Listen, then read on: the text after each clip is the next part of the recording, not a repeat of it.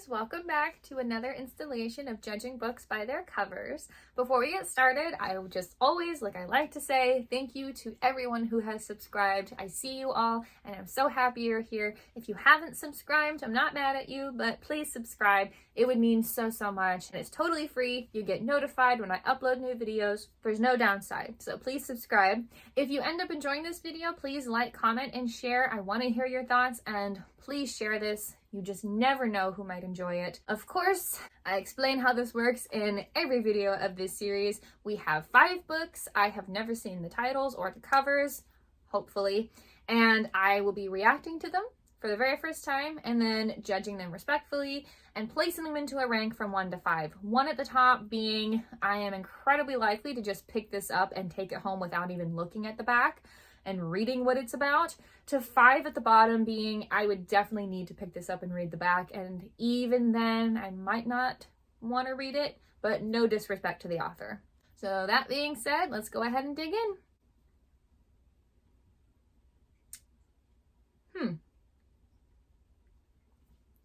I'm sorry, I will explain my reaction in time. The first book we're looking at today is called North Woods by Daniel Mason. Now, okay, the title and the author's name are kind of in the middle of the page. So above that, at the very top of the cover, there is a review quote that says, "To read it is to travel to the limits of what the novel can do." To read it is to travel to the limits of what the novel can do. Okay, that feels very vague for some reason. That's by The Guardian, which I don't know. I don't know what to make of that. That quote almost gives me nothing. Well, moving on.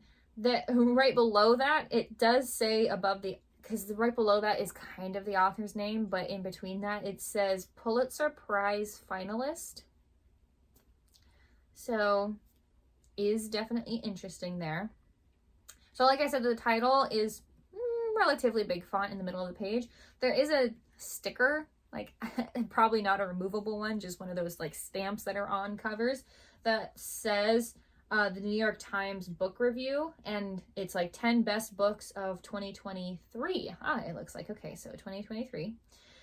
Ooh, there is another review quote. I just saw it. It's down here at the very bottom of the cover that says, "A monumental achievement of polyphony and humanity. I loved it." And that's by Maggie O'Farrell, author of Hamnet. Okay, I actually don't know what polyphony means. So what we do when we don't know what a word means, we look it up. The style of simultaneously combining a number of parts, each forming an individual melody and harmonizing with each other. Okay, monumental achievement of polyphony and humanity. Interesting. Okay. Now, the reason I had an interesting look on my face when I first pulled this cover up is the cover that's, you know, behind all the words is definitely a drawing. It looks like it's been hand drawn or painted. And we're looking at something outside, right? So like most of the painting, like on the top half is the blue sky with clouds, you know, and then the bottom half it's like the ground. There's grass and a couple of shrubs, a rock or two. But the main thing in the image is some kind of big cat, like a wild big cat. Here's my thing. The face looks way too human-like to me. It doesn't really look like an actual big cat that I've seen in the wild, like in pictures. And then there's something about one of the arms that just looks way too muscular to be a feline arm. Like it either looks like something on a human or a kangaroo. I've seen those arms. They are incredibly muscular, but it doesn't look like something that would be on a big cat. I mean, and then it's just the way that the arm is like because like the cat is laying down, and so like you can see like the elbow, like he's like resting on his elbow, but the forearm is like turned up, and I'm like, cats don't, even big cats don't lay like that, and you know, they sit. And so I'm just, that's what caught my attention. The very first thing that caught my attention on this cover is the cat is, I feel like I'm looking at, you know, when you go to like museums or art museums and you see paintings from a long time ago, and it's like the faces or something about the proportions just doesn't feel very realistic. That's kind of what I'm looking at here. And I'm not trying to insult whoever painted or drew this. It's just what I'm looking at is, I'm wondering if it's drawn this way on purpose, or if this is some kind of big cat that doesn't actually exist in the real world. I don't know, but that's what really caught my attention on this. So I'm absolutely not trying to insult the illustrator at all, and I apologize if it came off that way. It's just what caught my attention at first. So moving on from the cat, because I don't know if that means anything with this story. You would think it would, but I don't know for sure. Northwoods is a very vague title. All of the review quotes, everything on here is very vague, so I don't get much from the cover. I really don't. The fact that it's a Pulitzer Prize finalist does intrigue me. Like, I like looking at those things. I want to see what people are writing and what is usually up for that prize. So that would catch my attention for sure. So I think I would look at this and then pick it up a little bit and possibly read the back. So I'm thinking I'm more in the middle. So I'm going to put this one at number 3. Okay, this has to be part of that series. We did a book from this series in one of the other rankings. It has to be. It looks exactly the same kind of art. So the next book that we're looking at today is called Bride. And that's it, just the one word, Bride. And then the author is Ali Hazelwood, which we have ranked her books before. Now, the author's name is at the very top of the cover, and below that it says #1 New York Times bestselling author of Love Theoretically, which I have heard of. I know that it's really popular right now in the romance community, or at least for people that enjoy romantic books. And then the title is at not the very bottom of the page, because below that there is a review quote. So at the bottom is the title and a review quote that says, "Passionate and witty and primal in its intensity, Ali Hazelwood's paranormal debut introduces a world as intriguing as its characters." And that is by New York Times bestselling author Nalini Singh. I love review quotes that give me more context. I love it. It gives me so much more. So that says a lot. So it's clearly a romance, but I like that they say it's witty. I love witty things. So the primal thing makes a lot of sense, especially when we talk about what's in the image. So I think that review quote kind of gives me a little bit more and does intrigue me. Now, the image that we're looking at that the cover has is, most of the background is the night sky with stars, and you can see in the middle of the page the outline of a forest. It's just the outline, you can't see the trees or anything, just the outline of them. Now, taking up most of the image in the middle of the page is a woman, a girl, young woman, hard to tell, and she is wearing like a white dress maybe, or a white pantsuit, I don't know. And she's like facing to the side, she's facing profile, she's not looking at us. She has yellow flowers, though, that there's a couple in her hair and one on her white dress or pantsuit. It's kind of hard to tell what it is specifically. And yeah, she's got red lips and red nails, just in case that matters. And then behind her, kind of floating in the sky as if it's more of a spirit than an actual physical thing, is a wolf, like a big wolf, like huge, but it has glowing eyes, which also makes sense if it's a spirit too. And then you can see the moon peeking out from behind the wolf because they're like the night sky is behind them. So the implications here make it seem like she's marrying the wolf that's behind her, and that's very Twilight again. Like, I think I described the book that has this exact kind of art on it just like Twilight, and this feels even more like it. Like the color of the title, which is like a blood red, and then the white dress, and then the wolf behind, and you see the outline of trees. Like, it feels all very Twilight for me, and I did love the Twilight books, especially back in the day. So I don't know if I would pick this up right away, honestly. That's not the kind of romance that I usually read. Dark and fantasy romance hasn't really been my type of thing as of lately. Tastes change constantly. Like, my favorite genre 10 years ago was dark fantasy. Like, I read so much fantasy romance books. Like, that's what I loved to read back then. But lately, that's not my kind of thing. So if I was in the store today and I saw this book, I would be like, oh my god, it's like Twilight, and I would pick it up and like look at it and then possibly read the back, but there's not a good chance that I would want to take this home. So because of that, I'm going to put this at number 4. Oh, wow.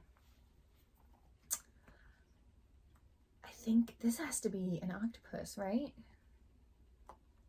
That's what we're going to go with. So the next book that we're looking at today is called The Mountain in the Sea by Ray Naylor. I think Ray Naylor. The author's name is at the very top of the cover. At the very top of the cover, and then right below that is the review quote that says, poignant, and then comma, mind expanding. And that is by Charlie Jane Anders, Washington Post. Poignant, mind expanding. I could guess that. Mountain in the Sea. That makes sense. That's pretty much all the words on the cover. So the image that is taking up the entire cover, it looks drawn, but like animated drawn. Like if you're watching an animated show, that's what it looks like. And we're in the sea. Like, half of the cover is taken up like we're in the sea with the octopus, because I already said it, there's an octopus. So like half of the cover, the bottom half is like we're in the water, and then the other half is, you know, the sky, and then there's different pinks and reds and purples, clearly making up some kind of, I don't know, maybe they're mountains, or maybe it's the sun rise or sunset that's making these colors of the sky, because then there's also like green taking up a lot of the sky too, and then there's dots, like, I don't know, maybe stars. It's kind of hard to tell exactly what is going on above the ocean. But in the ocean, taking up the entire page, like right there, is an octopus. It's like pinkish red. At least I think it's an octopus, right? 1, 2, 3, 4, 5, 7. I think it's like at least 7 legs, so I'm gonna guess an octopus. Because I don't know, squid, octopus, they have different amounts of legs, right? Yeah. And it's interesting because this octopus almost looks a little bit menacing, mostly because of the position that we're in to view it. But I don't know that it means that it is menacing, so I don't know. I am incredibly interested. Poignant and mind expanding. Definitely make me want to pick this up and read the back, for sure. So I feel like I would pick this up and be very, very close to taking it home. So this one's gonna go at number 2. So that means that we only have spots 1 and 5 left, and hopefully it works out in the way that I want it to. Wow, okay. There is a lot going on this cover. So the next book we're looking at today is called The 3-Body Problem by, okay, so roughly looking up how to pronounce this author's name because I want to get it at least somewhat close to the pronunciation. It does appear to be possibly a Chinese name, and usually they say a certain name first and last, different to how English speakers say names. So I believe that this author's name is Liu Cixin. I mean, it's written Cixin Liu, like we would say first name, last name, but I believe it's going to be Liu Cixin. So I'm hoping I'm pronouncing that correctly. This book also says translated by Ken Liu, possibly family, but who knows? You never know. And then, okay, the author's name is at the very top of the cover, except above that it does say New York Times bestselling author. So the title is in like almost dead center of the cover. And then right below that, there are two stickers. One on the left that says winner of the Hugo Award. I'm not sure what kind of award that is, but that's cool. And then there is another sticker on the right that has the Netflix symbol in the middle. And then on going around it, it does say inspiration for the Netflix series. I'm assuming also bearing the same name, The Three Body Problem. And then at the very bottom right corner, it says extraordinary as a review quote from the New Yorker. So this is incredibly interesting. The images going on behind all of the words are some things that I'm not going to be able to explain. I'll start at the bottom because that's probably a little bit easier. It looks like there's a vast expanse of land that we're looking at leading up to a pyramid. I don't know that this is actually a pyramid in Egypt, but it is a pyramid with land kind of desert sandy looking around it. But there are huge rocks and boulders that are kind of levitating in the air around this pyramid. And there is a very small figure, because we're at a big distance, a very small figure that looks like they're walking towards the pyramid because their back is facing us. Even though they're far away, I can tell that. Now, here's where I struggle to describe what's going on. Above the pyramid, it looks like we're looking at a projection of something. I don't even know how to describe this. It might be some sort of machinery that is like a holograph projected above the pyramid. It's really the best way I can describe it, because the rest of the cover is like this deep blue, like we're looking at the night sky with the moon like full in the corner, and this projection like above this pyramid. So it is quite a cover with a lot going on. Now, here's the thing. The title and the review quote don't give me much. So I have no idea what this book could be about, right? Now, because the projection looks like some sort of machinery and there are floating, levitating rocks and boulders, this feels sci-fi, you know, or at least some sort of scientific theme, at least. And I have to admit that has not necessarily been a genre that I've been into lately. I have read sci-fi in the past and I love it. It is an amazing genre. Anything with science is super cool, but it has not been what I've been in the mood for lately. So normally when I'm looking at books, I guess I'm subconsciously looking for stuff that's more drama-faced or thriller or mystery.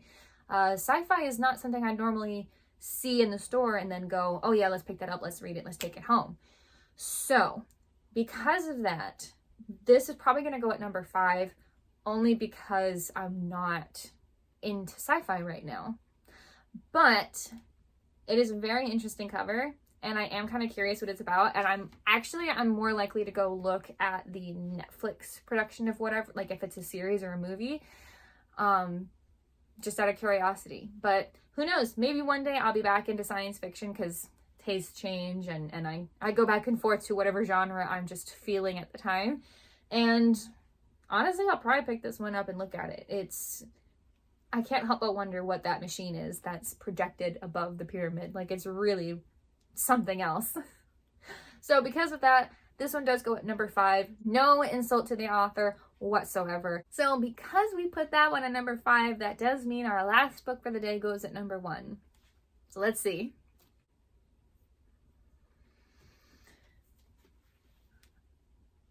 Okay, wow, this is a very interesting image. The last book that we're looking at today that goes at number 1, regardless of how I feel about it, is big. It's called Big Swiss. Now, the title is at the very, very top of the cover, and it's in big yellow font, so it really stands out. And then the author is Jen Beagin, Beagin, so I'm hoping Beagin. At the very bottom of the cover, and then below that it does say national bestseller. And there are 2 review quotes, so let's see if they give us any context for this. The one that's on the right says, "Rye, fresh, and absorbing," and that's from The Cut. Okay, so someone found it interesting. Doesn't give me much. Then that says, "A fantastic, weird as hell, super funny novel," and that's from Bustle. Okay, that gives me a lot more. Weird as hell and super funny give me a lot more. And based on the image that's going on in the background, weird and funny fit the description of that. So, okay. The image that we're looking at today that really got my attention on this cover here is, it's a woman. She looks this might be a drawing or a computer rendition. I don't know. This doesn't look like a picture, basically, of a woman, and she is completely upside down. We're looking at her from like the below her chest and then up, you know, so like the rest of her body is supposedly somewhere else above the picture. And she's wearing a very, very, very low cut top. Like, we can almost see all of her boobs. Like, it's because she's hanging upside down, like, it feels like a little bit of a jostle and it's gonna go popping out. Like, that's so that's definitely what caught my attention. I was like, that's interesting. And she's looking very surprised, like she was not expecting to be upside down, which is fair because what she's wearing like a ruffle shirt, like, you know, low cut with like sleeves that have ruffles on it. She doesn't look like she's like trying to do gymnastics or something, so I would expect her to be surprised by being upside down. So she's white. She has like dark blonde hair, blue eyes, and that's pretty much the whole image. Like, I can't even tell you what the background is because it's just dark. So I don't know where she is, but wherever she is upside down. So this is such a cover that I probably would pick it up. I don't know that I would pick this up and feel like, oh yeah, let me just take this home right away. I need so much more context. The quote with weird as hell and funny does give me a bit, like, I am interested, but I would still need to read the back before I took this home. So this does go at number 1. I think I'm okay with it. Out of these books of this list today, I'm okay with this one going at number 1 over the others. So yeah, but that's all for this week's video. Let me know in the comments what you guys think of today's rank. I'm pretty okay with this. I think if I saw these 5 books like all together and I walked into the bookstore, I think this is the order in which I'd pick them up. But I don't know. Maybe I'd feel differently if I saw them all together instead of one at a time. Who knows? But let me know what you guys think of today's rank and if you've heard of or read any of these books and what you thought. But that's all for this week's video. Thank you guys so much for watching, and I will see you all in the next video.